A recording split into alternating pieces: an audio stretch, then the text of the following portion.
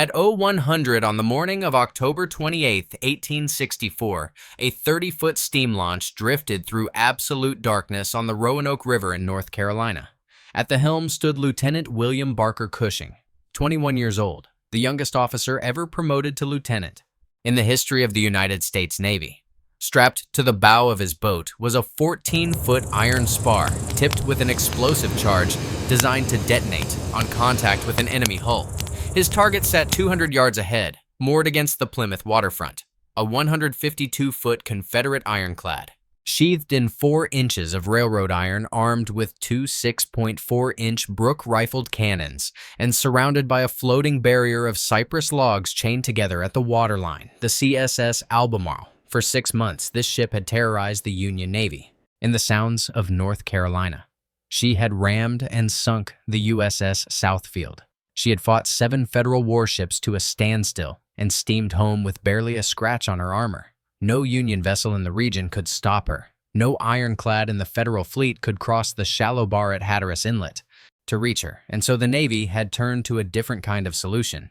Not a fleet, not a bombardment, not a siege. A single steam launch, a handful of volunteers, and a weapon so crude it required its operator to stand upright in the bow, within arm's reach of the enemy, and pull a lanyard by hand. That operator was Cushing, and by dawn, one of them, the man or the ironclad, would be at the bottom of the river. The story of how William Cushing arrived at that moment on the Roanoke begins not with the war, but with a boy who couldn't stay out of trouble. Born in Delafield, Wisconsin on November 4, 1842, Cushing was the youngest of 4 brothers. His father died of pneumonia when William was still a child, and the family relocated to Fredonia, New York, where his mother raised the boys largely alone. In 1857, at 15, Cushing entered the United States Naval Academy at Annapolis. He was bright, restless, and utterly incapable of following rules he found pointless. He accumulated demerits at an alarming pace: pranks, insubordination, irregular study habits.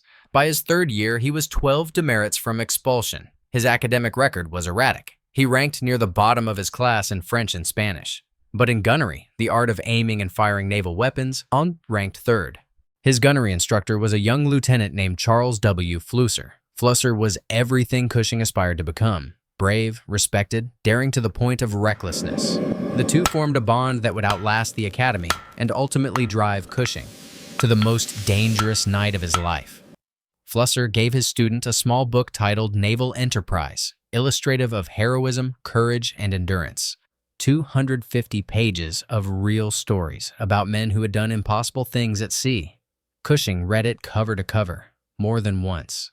In March 1861, weeks before graduation, the Academy expelled him. Failed Spanish, bad conduct. The superintendent's evaluation was blunt. Aptitude for naval service, not good. It should have ended there. For most men, it would have.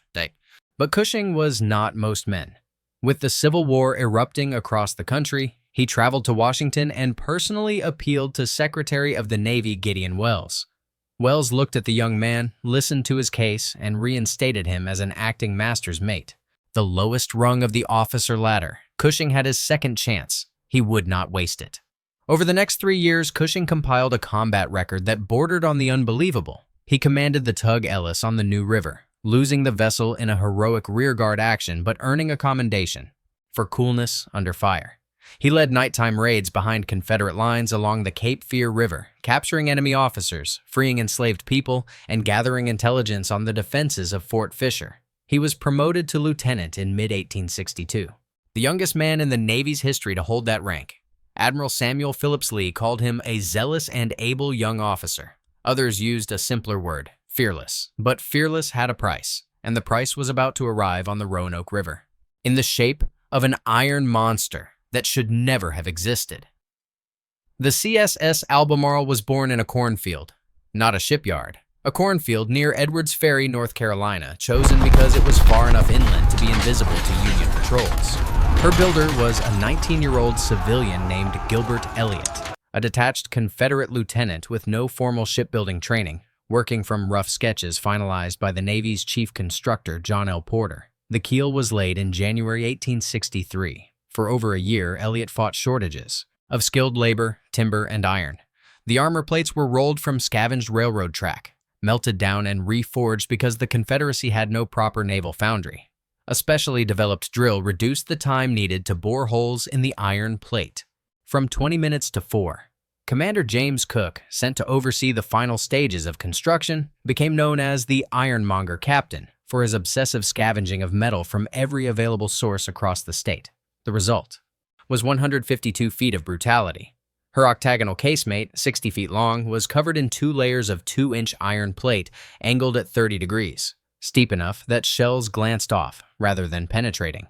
Her frame was 8 by 10-inch yellow pine covered in 4-inch planking beneath the iron.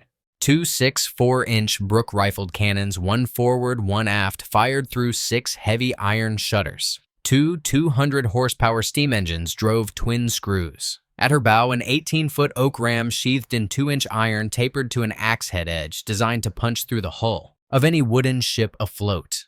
On April 17, 1864, workmen were still bolting the last layer of armor onto her casemate as the Albemarle steamed downriver toward Plymouth. That morning, she found 2. The USS Southfield and the USS Miami were lashed together with chains, waiting in the middle of the channel.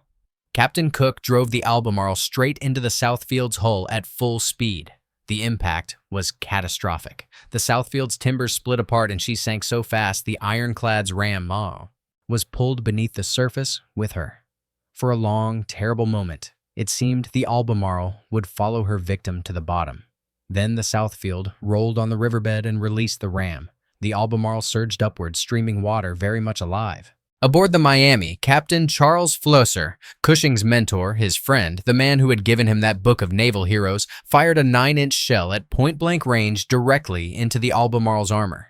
The shell bounced off the sloped iron and exploded back onto the Miami's deck. Flusser was killed instantly. When the news reached Cushing, he made a vow. He would destroy the Albemarle or die trying. 2 weeks later, on May 5th, the Ironclad steamed into Albemarle Sound and took on 7 Union warships simultaneously. The USS Sassacus rammed her at full speed and shattered her own bow without denting the Confederate's hull. The Albemarle's smokestack was shot to pieces. Her crew was forced to burn bacon and lard to keep the boilers alive, but she limped back to Plymouth, under her own power, battered, unbeaten. The 7 Federal ships that engaged her had accomplished nothing.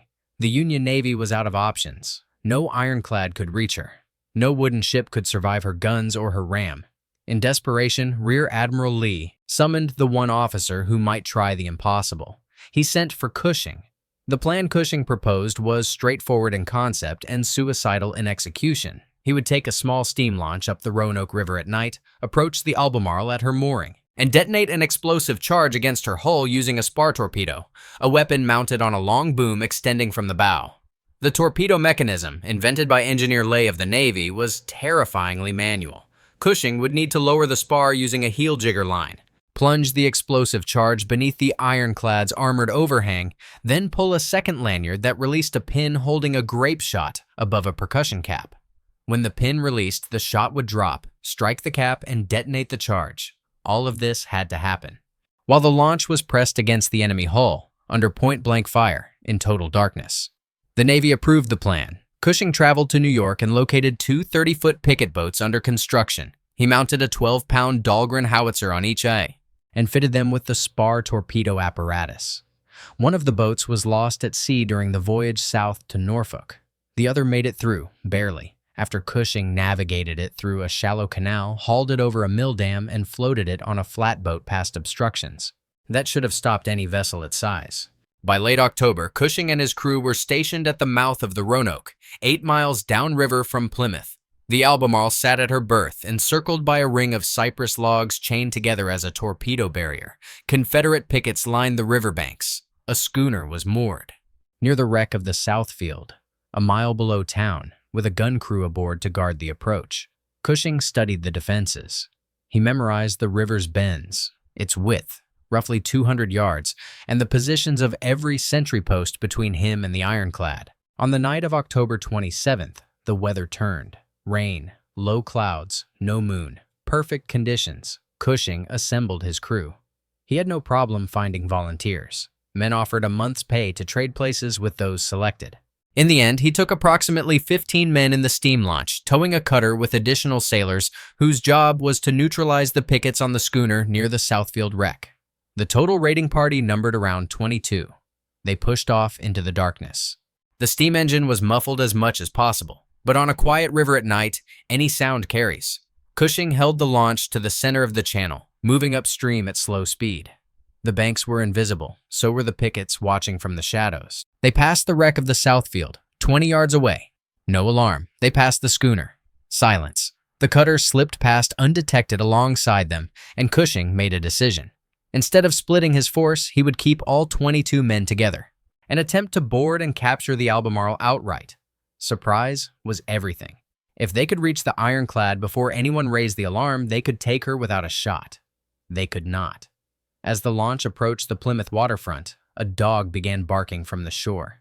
Then a sentry's voice cut through the rain. The alarm spread in seconds, shouts, then rifle fire, then the deep boom of the Albemarle's cannon. Cushing's plan for a silent capture was finished. He switched instantly to the backup, the Torpedo. He swung the launch hard to the north bank of the river to gain room, then turned and drove at full steam directly toward the Ironclad.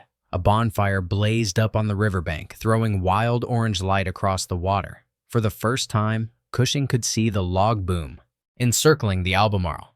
The barrier should have stopped him, but the logs had been in the water for months. They were coated in algae and river slime. The steam launch hit the boom at speed. Instead of stopping, it rode up and over the slippery logs, grinding forward, until the bow was pressed against the Albemarle's iron hull.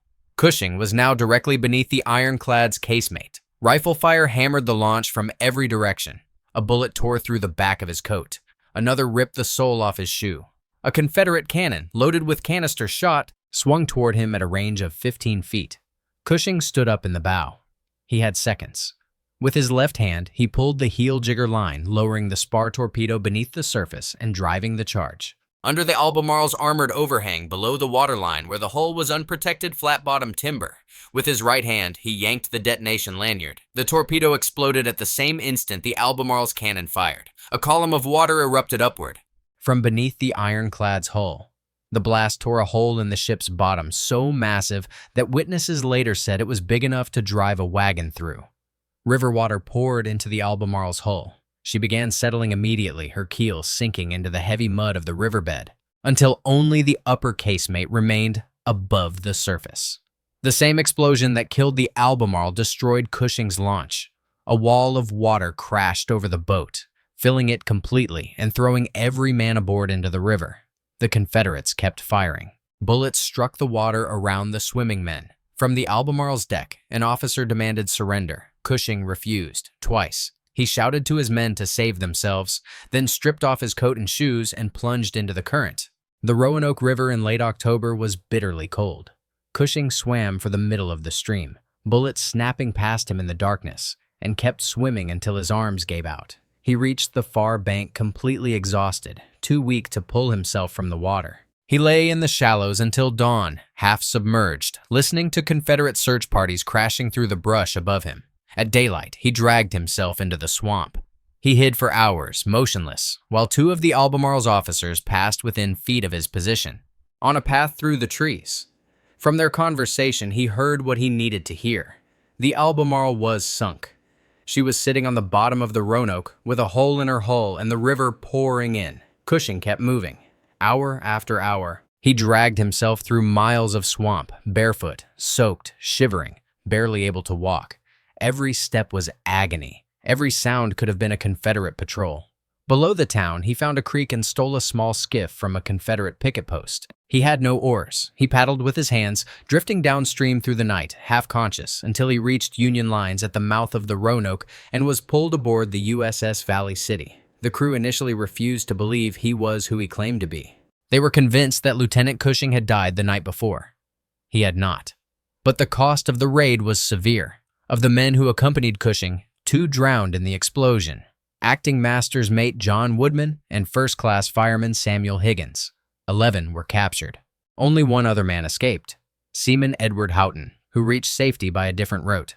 When the news reached the Union fleet, rockets were fired and every ship cheered. Commander Macomb immediately organized an attack on Plymouth, and without the Albemarle's protection, The town fell within days. The entire Albemarle Sound district, which the Ironclad had held hostage for 6 months, was back in Union hands.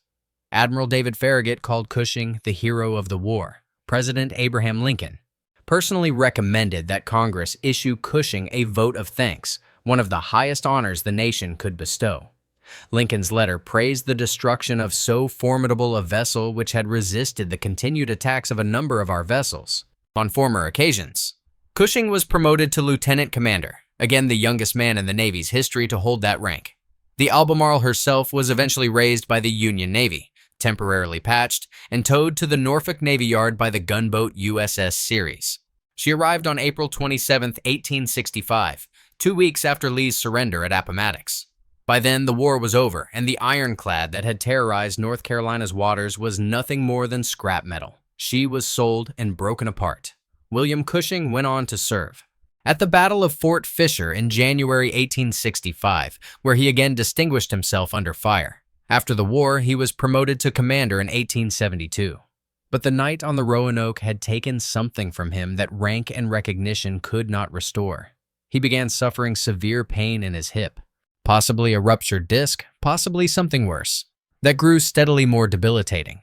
By his early 30s, he looked decades older than his age. His wife, Catherine, was shocked by his deterioration. In December 1874, at the age of 32, William Barker Cushing was admitted to the government hospital for the insane in Washington.